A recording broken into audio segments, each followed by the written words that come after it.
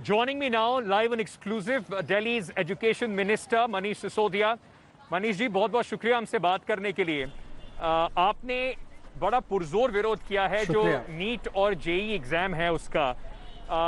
Supreme court ने बहुत सीधे तौर पर उस पिटीशन को 17 तारीख को डिसमिस करते हुए ये बोला था कि क्या एक साल के लिए बच्चों का पूरा साल बर्बाद कर दिया जाए, और सरकार को सख्त हिदायत दी है कि आप पूरे प्रिकॉशंस लें।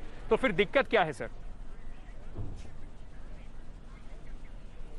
नहीं, प्रिकॉशंस लें वो ठीक है। सरकार को सुप्रीम कोर्ट में भी अपनी बात रखनी पड़ेगी। देखिए, सुप्रीम कोर्ट का कंसर्न है कि बच्चों का साल बर्बाद नहीं होना चाहिए। सरकार का और सुप्रीम कोर्ट का, हम सबका ये सब कंसर्न है कि बच्चों का स्वास्थ्य पे भी गलत असर नहीं पड़ना चाहिए सिर्फ एक एग्जाम की वजह से। आज 28 लाख बच्चे नीट और जेई के एग्जाम में बैठने जा रहे हैं। अगर इन 28 लाख बच्चों में से 1% बच्चों को भी कोरोना पॉजिटिव हुआ तो उससे कितने बच्चों को एक दिन के अंदर अंदर आप कोरोना फैला रहे होंगे, कितने बच्चों की जान रिस्क में डाल रहे होंगे। ये सब सोचना सरकार का काम है। सुप्रीम कोर्ट का काम है कि सिस्टम को देखे, लॉ को देखे, कानून को देखते हुए जजमेंट दे। लेकिन पॉलिसी बनाना सुप्रीम कोर्ट की जगह सरकार का काम है। सरकार को डिसीजन लेना चाहिए कि वो 28 लाख बच्चों को इस तरह से जोखिम में नहीं डालना चाहती है, और आज की तारीख में विकल्प हैं। आपने कहा भाई इसमें दिक्कत क्या है, एसओपी अगर वो फॉलो करते हैं तो। अभी थोड़ी देर पहले मुझसे एक बातचीत में एक बच्चा कह रहा था कि साहब मैं एसओपी कैसे फॉलो करूंगा, मैं तो कैंसर सर्वाइवर हूं, मैं कोमोर्बिडिटी का पेशेंट हूं, आपको कोमोर्बिडिटी को कंसीडर करना पड़ेगा। कैसे मैं आ सकता हूं आपके यहाँ एग्जाम देने? आप कोई भी एसओपी फॉलो कर लेना, मुझे तो नुकसान होना ही होना है। जी जी मनीष जी, एक जो आर्ग्यूमेंट इसके अगेंस्ट आ रहा है वो यही है कि कई सारी जगह ऐसी हैं जहां पर बाढ़ से लोग परेशान हैं। लॉकडाउन के दौरान लोग अपने सेंटर वाली सिटीज में नहीं हैं। दिल्ली की अगर बात करें तो मोटा मोटा अर्बन सेंटर है, बाढ़ की सिचुएशन यहां पर है नहीं, और कोरोना को भी सरकार ने काफी हद तक कंट्रोल में करके रखा हुआ है। तो दिल्ली के एजुकेशन मिनिस्टर का इस पे क्या विरोध हो सकता है सर? मेरा विरोध यह है कि आज दिल्ली में अगर मैं 100 लोगों को टेस्ट करता हूं तो 6 लोग पॉजिटिव आ रहे हैं रोजाना। 6 से 7 लोग रोजाना पॉजिटिव आ रहे हैं। अगर मैं दिल्ली के 4 लाख बच्चों को किसी अलग अलग सेंटर्स पे ले जाके टेस्ट इसके लिए एग्जाम के लिए बिठाता हूं तो मुझे इस बात का डर है कि अगर 4 लाख बच्चों में से 6% बच्चे की पॉसिबिलिटी है टेस्ट में पॉजिटिव आने की, अगर वो पॉजिटिव हुए और उन्होंने स्प्रेड कर दिया तो मैं 4 लाख बच्चों की जान पे खेलना नहीं चाहता हूं। मैं एक फादर हूं, मैं एक फादर के रूप में देखता हूं तो मुझे डर लगता है कि मैं अपने बेटे को ऐसी जगह कैसे भेज सकता हूं जहां पे इस बात का डर हो कि 100 में से 6 बच्चे कोविड पॉजिटिव हो सकते हैं। मैं नहीं भेजना चाहूंगा। मनीष जी, सरकार ने कहा कि मोटा मोटा हमने डेट अनाउंस कर दी है। अभी तक रीथिंक की शायद बीजेपी से, अभी एजुकेशन मिनिस्टर ही इस पर अभी कुछ बोलने को तैयार नहीं है, और जो कंडक्ट कराना पड़ेगा पूरा एग्जामिनेशन वो स्टेट गवर्नमेंट को कराना पड़ेगा। तो क्या आपकी कुछ बात हुई किस तरह की, अगर नहीं मानती है सरकार तो क्या एसओपीज होंगी, ये इस पे कुछ सोचना शुरू करा भी आपने? नहीं, क्या होंगी ये तो, लेकिन सरकार को आप आज जो स्थिति है पूरे देश में, कोरोना के केसेस रोज बढ़ रहे हैं। कल उत्तर प्रदेश में सबसे ज्यादा कोरोना के केसेस किसी एक दिन में आए हैं।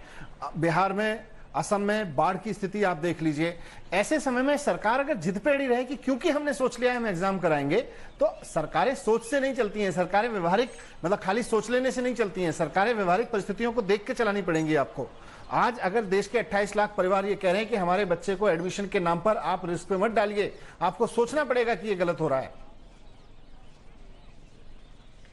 मनीष जी, आप ये जो जिस तरह से हमने देखा है मोदी सरकार जिस तरह के फैसले लेती है, बहुत कम फैसले, और स्पेशली जिन फैसलों पर ऑपोजिशन यानी कि आम आदमी पार्टी, कांग्रेस और शायद कुछ ऑपोजिशन पार्टीज अगर उनका विरोध करती हैं, राजनीतिक तौर पर तो वो डिसीजन वापस होते हुए दिखते नहीं हैं।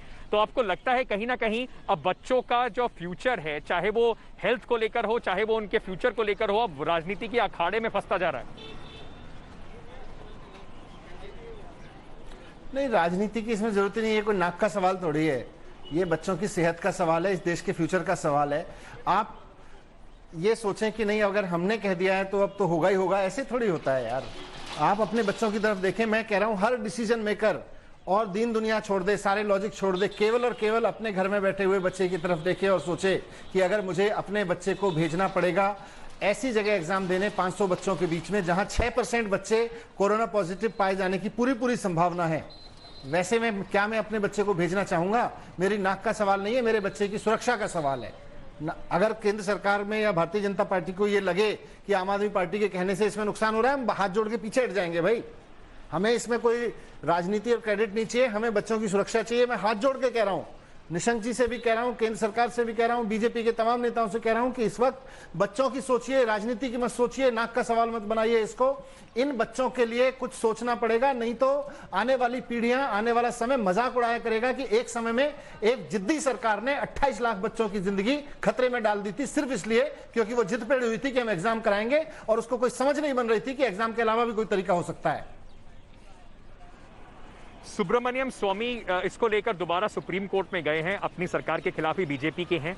क्या दिल्ली सरकार भी इस तरह का कोई ऑप्शन खगाल रही है? अभी कुछ दिन बचे हुए हैं इस एग्जामिनेशन को लेकर, और दूसरा, कुछ बच्चे ये भी कह रहे हैं कि हम अपना साल नहीं बर्बाद करना चाहते, उनको आप क्या कहना चाहेंगे? मैं बिल्कुल उनको कहना चाहूंगा कि सरकार के पास में कई विकल्प हैं।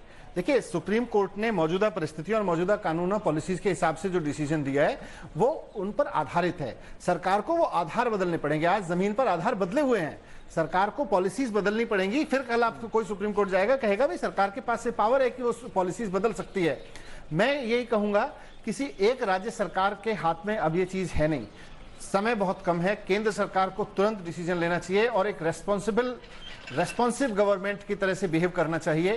किसी ईगोइस्टिक या किसी एमेच्योर गवर्नमेंट की तरह से बिहेव करके इतने बच्चों को रिस्क पर न डालें। जहां तक जो बच्चे कह रहे हैं भाई हमारा साल खराब मत करिए, मैं उनसे बिल्कुल सहमत हूं। साल खराब हो रहा है और साल खराब होने के कारण ही मैं गवर्नमेंट से रिक्वेस्ट कर रहा हूं कि आप डिसीजन लीजिए, जो भी आपको डिसीजन लेना है। आज इतने सारे विकल्प है परीक्षा के, आपको लग रहा है आप 3 घंटे में बच्चों की परीक्षा लोगे और फ्यूचर इंजीनियर कौन बनेगा ये तय करोगे। मैं आपसे कह रहा हूं 3 साल उन बच्चों ने वो सब्जेक्ट पढ़ा है, उसके आधार पे कर सकते हो। और कोई तरीके हो सकते हैं, आप एक्सपर्ट से 4 एक्सपर्ट से बात करो देश के, वो आपको 40 तरीके सुझा देंगे कि क्या क्या विकल्प हो सकते हैं जिसमें बच्चों का साल भी खराब ना हो और आपकी प्रोसेस भी ठीक हो जाए। आपका क्या सजेशन होगा? आपने बार बार कहा कि ऑप्शंस बहुत सारे हो सकते हैं। अगर अभी प्रधानमंत्री जी आपको सुन रहे हो और शिक्षा मंत्री आपको सुन रहे हो, तो मनीष सिसोदिया क्या उनको सजेशन होगा? मैं कहूंगा कि आपने जेईई में जिन बच्चों को इंजीनियर बनाना चाहते हो, उनके 2 एग्जाम आप ले चुके हो, प्रीलिम ले चुके हो, मेंस ले चुके हो, 2 बार आप उसका टेस्ट कर चुके हो। उन्हीं सब्जेक्ट पे उस बच्चे ने 12वीं पास किया है, उन्हीं सब्जेक्ट पे उसने 11वीं पास किया है। आप 11वीं का, 12वीं का, उसका प्रीलिम का, उसका मेंस का पूरा परफॉर्मेंस असेस करिए। 4 परफॉर्मेंस के आधार पे आप असेस कर लीजिए। ये एक तरीका हो सकता है। मैं एक्सपर्ट नहीं हूं एग्जामिनेशन का और इवैल्यूएशन का, एक्सपर्ट्स और कोई सलाह दे सकते हैं आपको, टेक्नोलॉजी वाले लोग और सलाह दे सकते हैं आपको। आप बात तो करिए। मनीष सिसोदिया के पास में सबसे बेस्ट सॉल्यूशन नहीं हो सकता है, लेकिन एक्सपर्ट्स के पास होगा। आप ओपन माइंड से एक बार एक्सपर्ट से बात कीजिए। अगर मेरा तो ये लेमैन क्वेश्चन है कि जिस बच्चे का हमने थोड़े दिन पहले मेंस लिया, उससे पहले हमने उसका प्रीलिम लिया, उससे पहले उन्हीं सब्जेक्ट्स पे उसने 12वीं का एग्जाम में परफॉर्म किया है, उससे 1 साल पहले उसने 11वीं में परफॉर्म किया है, तो इन सब्जेक्ट पे पिछले 4 साल में बच्चा क्या, पिछले 2 साल में, पिछले 4 एग्जाम में क्या परफॉर्म करता रहा है, आप कोई एल्गोरिथम लगा सकते हैं और उसके अभी तक के एग्जाम के आधार पे उसको चुन सकते हैं कि भाई ये हमारे लिए टैलेंटेड बच्चा है, हम इसको अपने इंजीनियरिंग उसमें ले लेते हैं। यही आप नीट में भी ले सकते हैं इसी तरीके से। Manish ji, thank you so much for joining us here on India Today. We are hoping that what you are saying, the government also takes that in consideration. An informed decision is the need of the hour. It will be very, very important for the government to make sure that not only they take the examples and the suggestions that Manish Sisodia and other education minister academics are giving, and then come to a conclusion. Whatever that conclusion is, please end the uncertainty, because lakhs of students right now are dealing with this anxiety of COVID plus these exams hanging on their head. Thank you so much, Education Minister Delhi, for speaking to India Today. That's all.